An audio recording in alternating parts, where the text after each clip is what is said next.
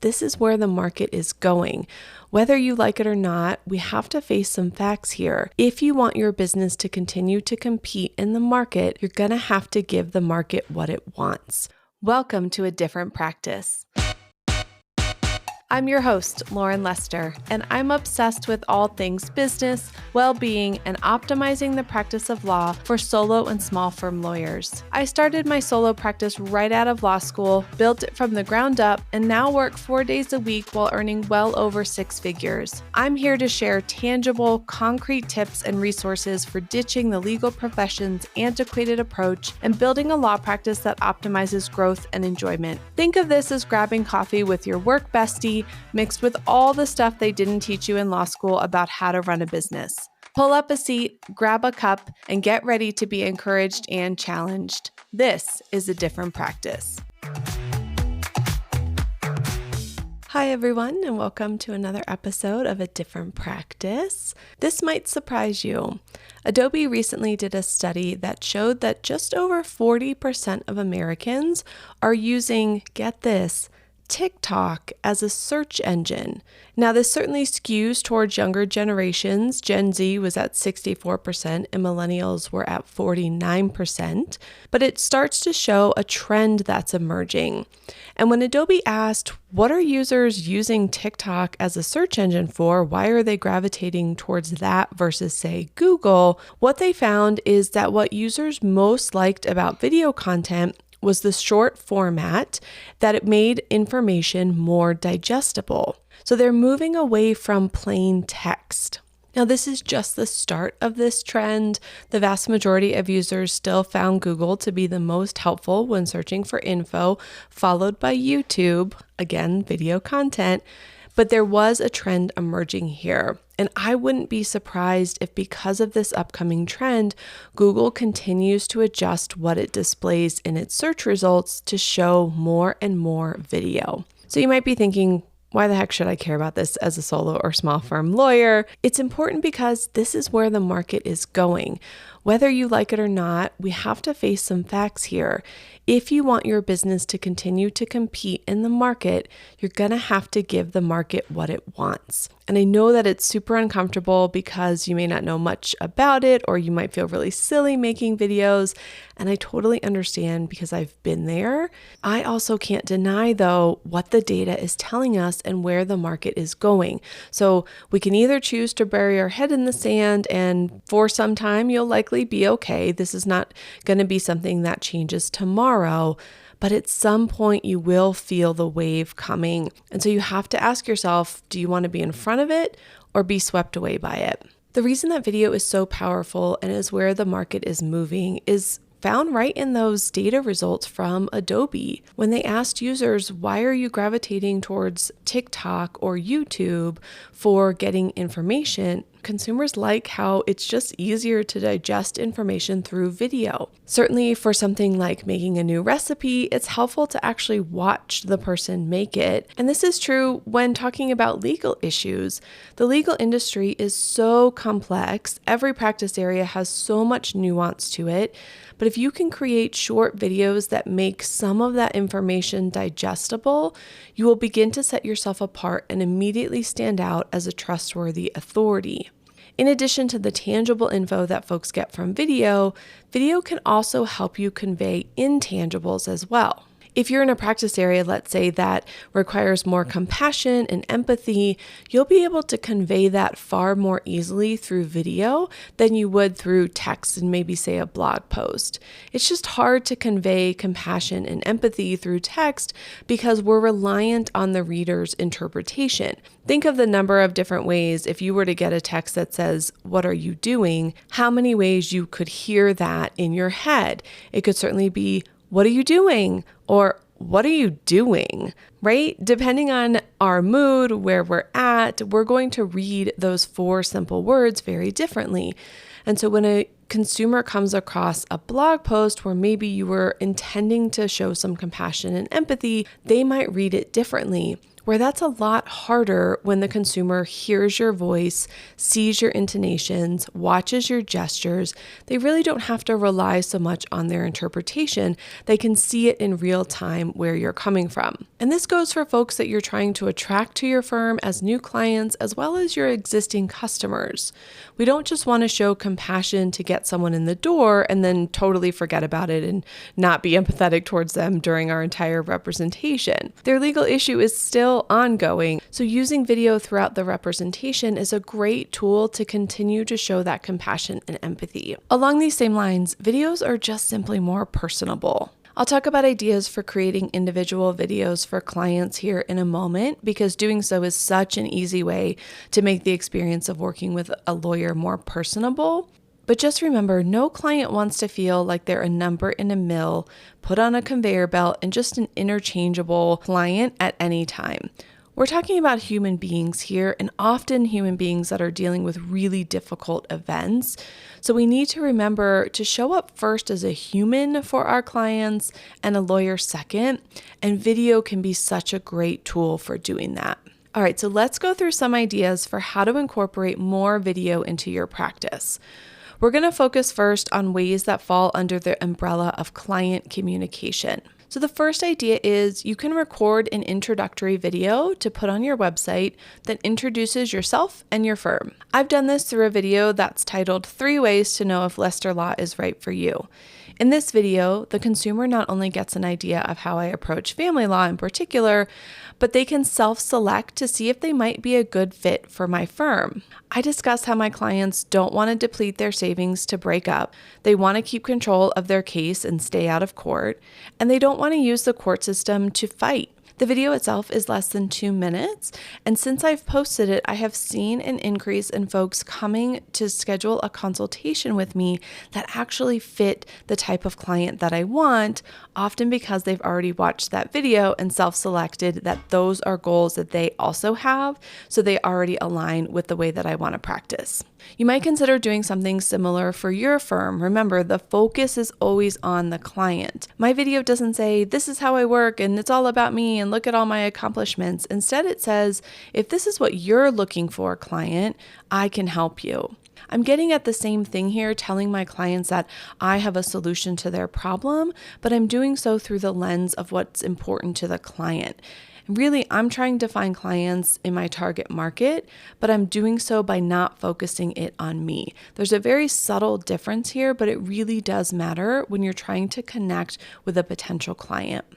So consider doing a quick 2-minute video, posting it on your website that just introduces you and your firm and how you're going to solve the client's problem and in what way you're going to approach that solution. Another way that I use video in my practice that's an easy one you can implement is a welcome video that gets sent out in my onboarding email. This is the email that gets sent out when someone signs up, they've signed an engagement agreement, they've paid their deposit, they're now a client, they get a welcome email from me and the firm. And so the video that's linked in that welcome email provides a warm welcome. It reminds the client that I'm here to provide them support, and it tells them about the next steps and what to expect. Again, the video is less than a minute, but it gives just a personal touch without me having to do anything. This email goes out automatically once the lead is converted to a client, but the client gets that personal touch by seeing me on the screen. Some other topics that you might want to include in a welcome video are maybe around the timeline, either for the case that the person has or just the timeline in terms of working with your firm. And then also, if you have any homework for the client to start working on, if there's documents that they need to start gathering or information that you're going to need pretty quickly, give them some homework in addition to your welcome so that they can start working on that, and that'll make the process even more efficient. Of course, if each type of case that you have requires something different, you can create slightly different videos for each and send them out as appropriate. One thing I will mention here is about the privacy of the video and who has access to it. My 3 ways to know if Lester Law is right for you video is on YouTube because I want anyone looking for a family attorney in Colorado to find it. So I don't care that that's out there on the internet. However, my welcome video for the onboarding email is only for my clients. So that one I actually have hosted on Vimeo, which does allow you to make videos private. On YouTube, while you can make videos unlisted, if anyone comes across that URL, they can still have access to the video. So Vimeo certainly has more in terms of security. So if you are making a video that is only going to be for your client's eyes only, and you don't want anyone on the internet potentially stumbling across it, you'll likely want to post and host those on Vimeo. Any other videos that can be seen by anyone, maybe they're a little bit more in terms of marketing, those are great for YouTube. All right, so a third way to use more video for client communication is when you're sending out a drafted document. I personally use this for my marital agreements. Since they are a contract and they can be a bit overwhelming to the client when they first open them up, I create a video to walk the client through the draft. For this, I use Zoom so that I can screen share the draft itself and record my review of it. I actually got this idea from our home lender. He did something similar to this for the value of our home years ago, and he was showing different reports and explaining how to interpret them. And I thought, this is just such a wonderful touch. I could see our lender on the screen, but I could also see the data that he was referring to. So I incorporated it into my business. Certainly, if you're out there as a consumer and you see a other company use video in a really great way, think about how you can incorporate it into your law firm. So of course, because this video is particular to the client in my case, right, it's about their specific marital agreement, I too host these on Vimeo, and I also password protect them so that only the client has access to their particular video. If you draft any kind of contract, estate plan, or even just more involved pleadings, you might want to consider creating a video to send along with the initial draft so that the client can do a comprehensive review. It may also save you some time because you can answer common questions in the video in a way that's succinct and clear. And that way, if you have a call with the client, they're asking more nuanced questions rather than, can you show me where that provision is that we've talked about? You can point those kinds of things out in the video and save yourself a good amount of time.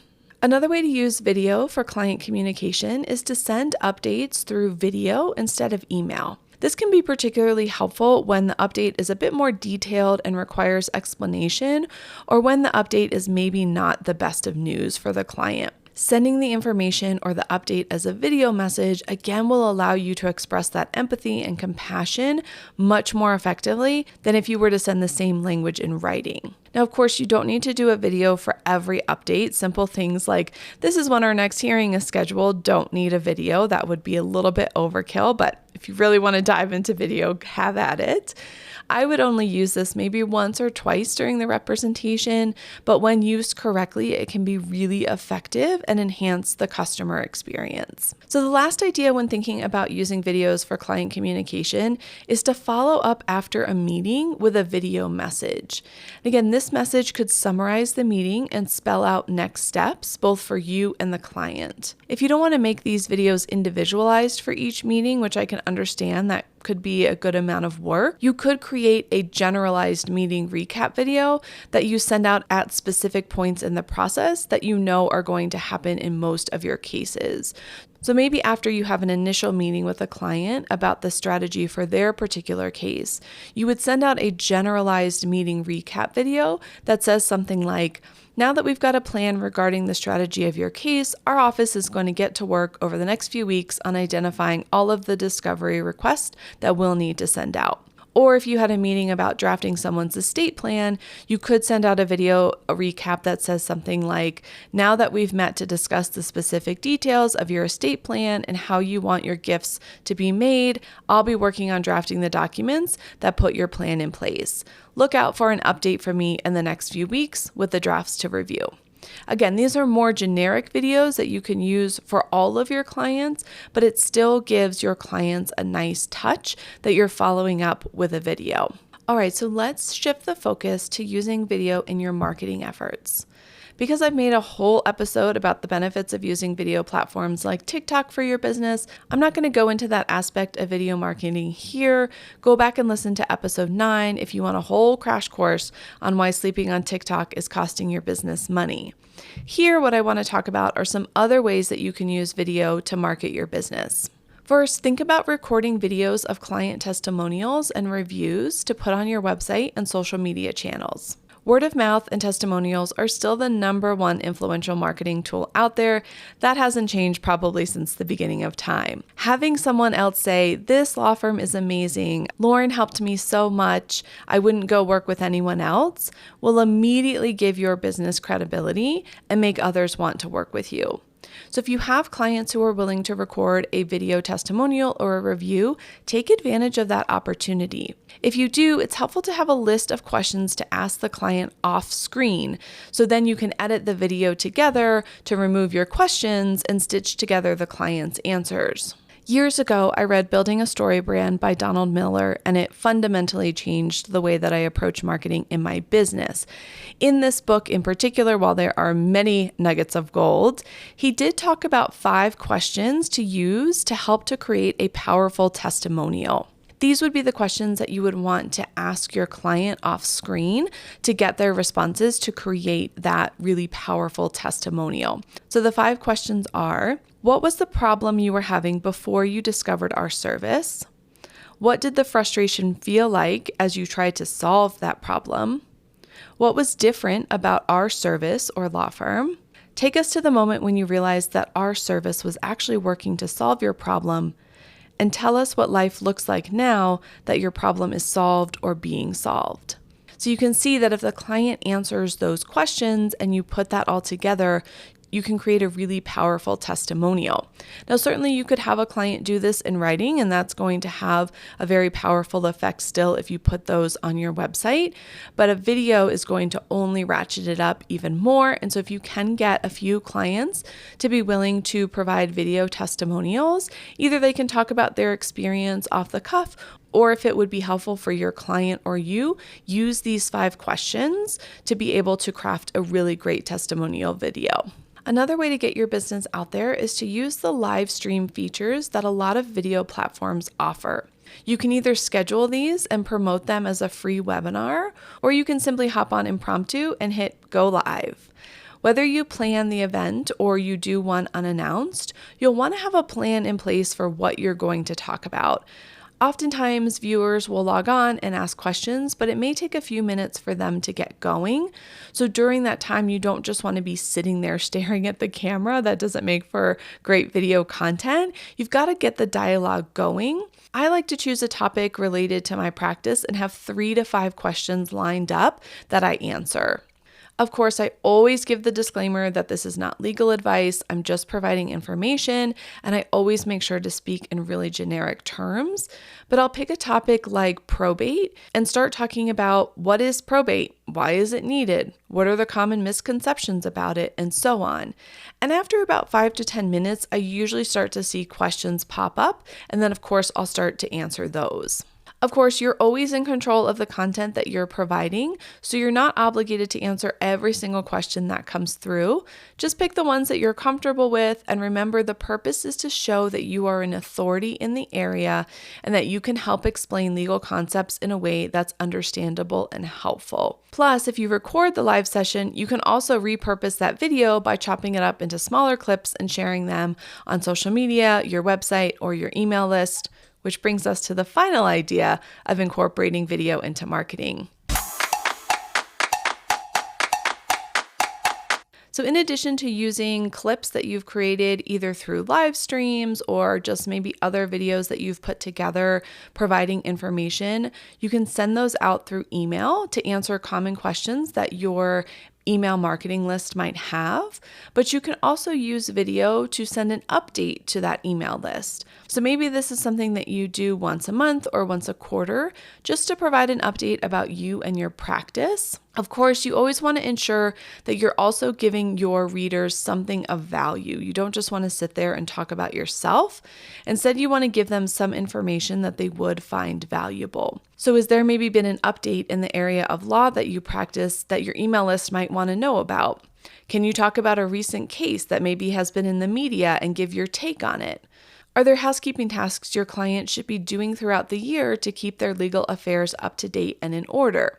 Instead of just writing these things out, although doing that is better than doing nothing, consider writing out a summary, but encouraging your readers to watch the video for the full information. This will provide more engagement. It will continue to show you as an authority. It will be able to show your empathy and compassion, have your personality come across, and will just make the reader feel more connected to you so that the next time they feel like they need some help, you're going to be immediately top of mind in who they call. And additionally, anytime their friend, family member, coworker says they need help in that particular area, that person is immediately going to recommend you. All right, so let's move on to using videos as legal products. Incorporating a legal product into your business is a great way to create passive revenue. Once you build it, it makes money while you sleep. So here are some ways that you can use video to do that.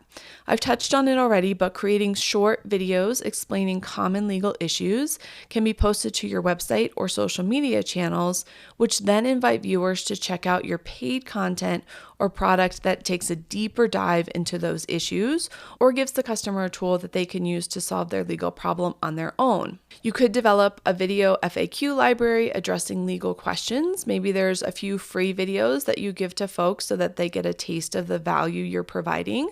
And then there are some videos that are behind a paywall. Maybe the videos behind the paywall walk the customer through exactly how to complete a discrete task like creating an NDA or filing for a name change. Along these same lines, you could also take the approach of creating video courses that customers can access to learn about various legal processes. I did this in my business with Law Guides, which is a DIY guide for folks in Colorado who don't want to hire a lawyer for their divorce or custody case, but they also don't want to miss anything. The course I put together walks them through all of the steps of a divorce or custody case, including the forms that they'll need and when they need them. I incorporated a lot of videos throughout that to explain more complicated forms or to just discuss legal topics like the best interest of the children and how the court uses those to determine custody arrangements. While it takes an investment for sure to get a product like this set up, once you do it, you can let it ride for a while, really only going back to it when an update is needed because something in the law has changed. So the last area I'll touch on when it comes to incorporating more video into your practice relates to staff and training. If you have staff, video is a fantastic way to create instructional training on processes and systems. You can easily create an SOP using a video system like Tango. It records you as you complete a task, which you can then include in your SOP manual. It's so much easier to record a video of a process than trying to write it down in a way that's going to be super clear and avoids misunderstanding. And then when the staff person literally watches you do it on the screen, it reduces the learning curve significantly and really helps eliminate any errors. Additionally, if you have less experienced associates, video can also be a really great tool to help them learn lawyering skills. So whether you use real client situations or create fictional ones, you can record practice videos to help an associate learn by observing. The video could be of a client meeting, a deposition, or even a court appearance. I know when I first started, going to court and just observing taught me so much. I probably spent the first 6 months of being in practice when I didn't have a very big client base, just going to the local courthouse and sitting in the back and watching the hearing that would unfold. Being able to integrate something like that into your own practice to teach your staff is going to be highly effective. And again, because you can do it once and put the investment in time in once and then use it for years to come, it's going to make a really efficient way to help train your staff. There's no denying that video is where the market is going. So instead of being swept away by the tidal wave, jump into the water now. I promise it is nice and warm. The market is going in this direction for good reason, and it's because of the tremendous value that video provides over basic text. You can communicate so much more with video, from information to intangibles like personality and compassion. It also allows you to be more personal with both your clients and potential clients, which will in turn only grow your business. So today we talked about more than a dozen different ways to incorporate video into your practice. I hope that you feel inspired and ready to try out at least one. Thanks so much for spending your time with me. I appreciate you and I'm rooting for you. Until next time, keep building. I'm over here giving you a virtual high five because you just finished another episode of A Different Practice. For more from this episode, head over to adifferentpractice.com/podcast for show notes and links to resources. If you found this episode helpful, let me know by leaving a rating wherever you listen to your podcasts. And don't forget to subscribe so you never miss an episode. If you're looking for even more practical tools to optimize your law practice for growth and enjoyment, be sure to sign up for our monthly newsletter. The link is waiting for you at adifferentpractice.com/subscribe. I can't wait for you to tune in next time. Until then, keep building a different practice.